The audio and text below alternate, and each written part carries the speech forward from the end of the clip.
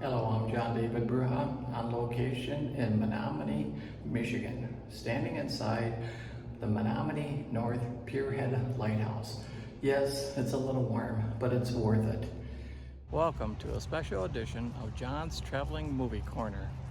Journey to Big Sable Lighthouse and other lights along the way.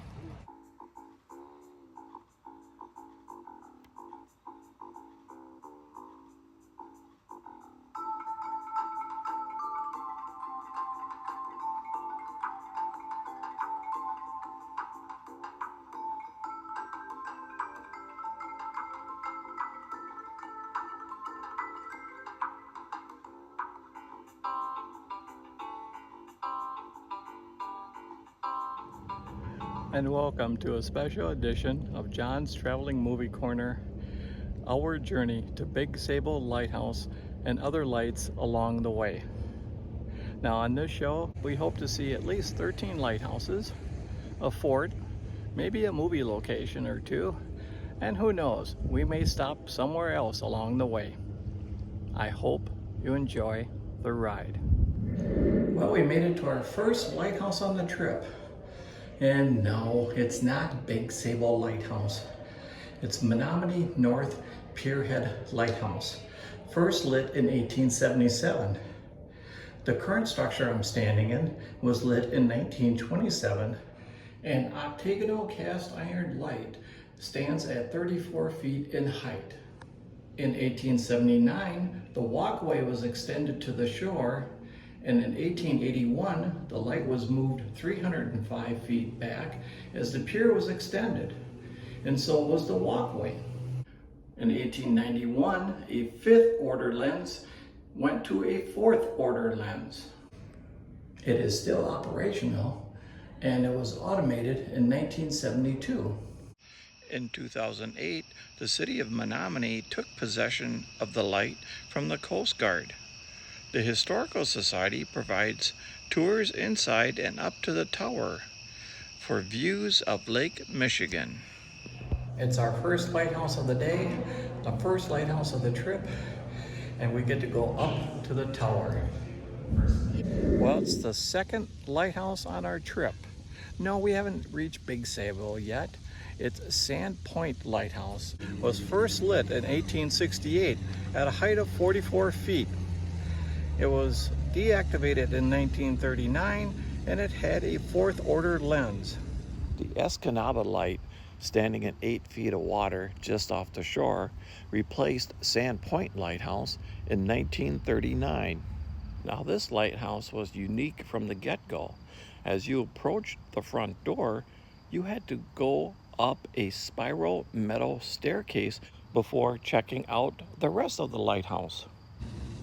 The Coast Guard left the lighthouse in 1985, and in 1986, the Delta County Historical Society took over with a major renovation, opening it back up to the public in 1990. Also on the grounds, located in the oil house, is the United States Coast Guard Memorial Exhibit. Well, it's only our second lighthouse. And yes, I got to climb all the way up to the tower and standing in front of the Fresnel lens right here. And as you can see, again, you get spectacular views. And for all you film buffs, Michigan native Jeff Daniels co-wrote, directed, and even starred in Escanaba in the Moonlight back in 2001. Filmed here right in Escanaba, Michigan. Now as we made our way to Big Sable Lighthouse, of course we're going to stop at some lighthouses along the way, and next up happens to be the Manistique East Breakwater Lighthouse. It's a matter of what came first, not the light. First came the 423 long breakwater, then a 1912 a temporary red light of 45 candle power. It wasn't until 1916 when it was first built and lit with a 36-foot tall tower standing behind me. In 1914, a 25-foot steel skeletal tower with a flashing light arrived on the west breakwater. In 2013, after an auction, it was purchased and is now privately owned. The keeper's dwelling was located 1,200 feet northeast of the breakwater and is still standing, but now is located on Range Street. Well, we stopped at another lighthouse on our way to Big Sable. This one is Seul Lighthouse. And as you can see, we get a chance to go inside, tour the dwelling, and climb all the way up to the tower. Seul Lighthouse arrived in 1892 at 77 feet tall. And there's 96 steps all the way up to the tower. And that's right, I get a chance to go all the way up. The fog station arrived in 1894. The oil house and boathouse arrived in 1895. It started with a 4th order lens, but was replaced by a 3rd order lens in 1895. It was automated in 1972. The fog building became the museum in August of 1989. The keeper's dwelling was restored in 1995.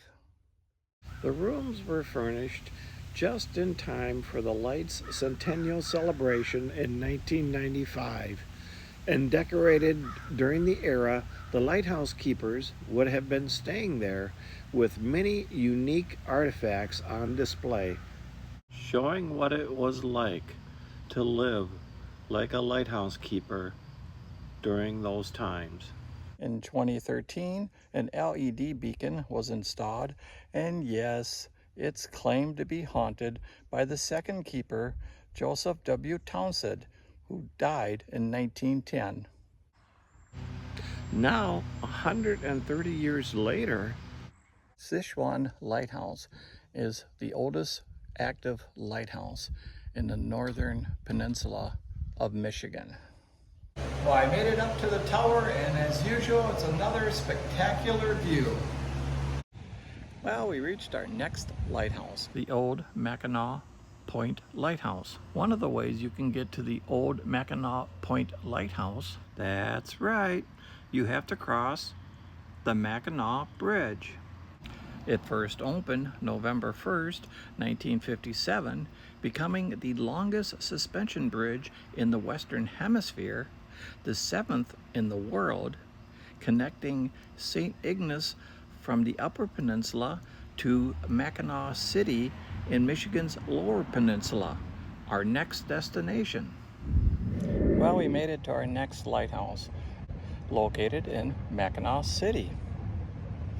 It was built in 1892 to replace Gulpin Lighthouse.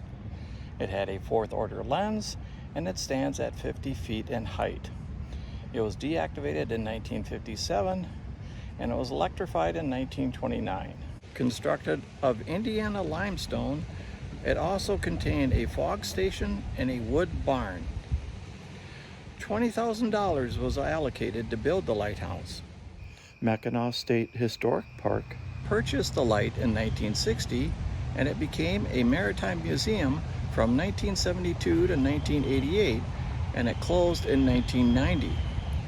In 1996, a restoration project started by a key member, Jim Belial, whose great-great-grandfather, John P. Schmidt, built the original lighthouse.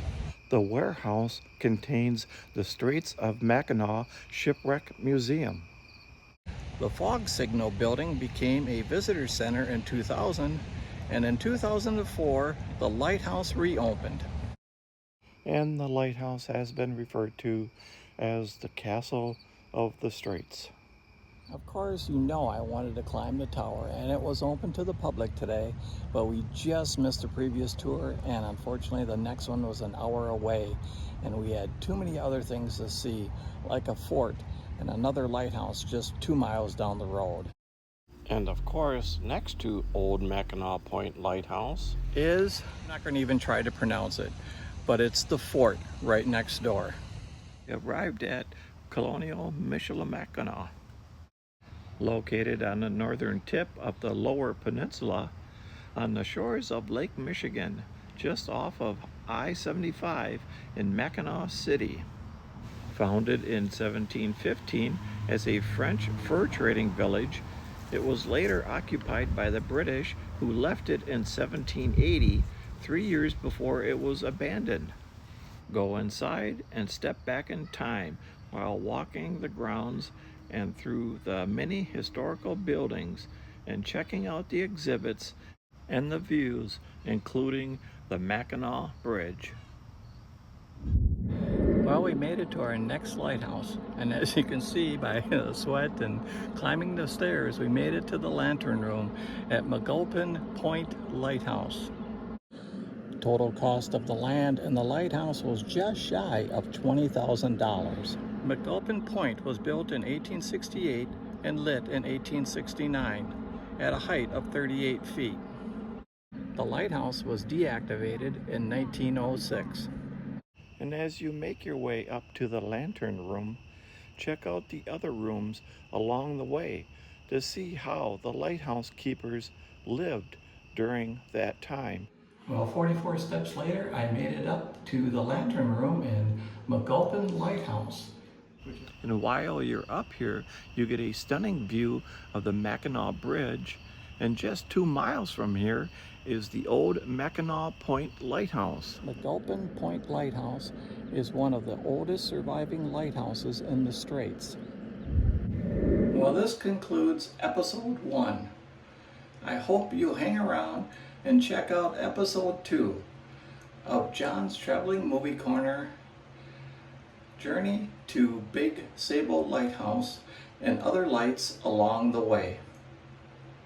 Continue to enjoy the ride. Bonus attraction.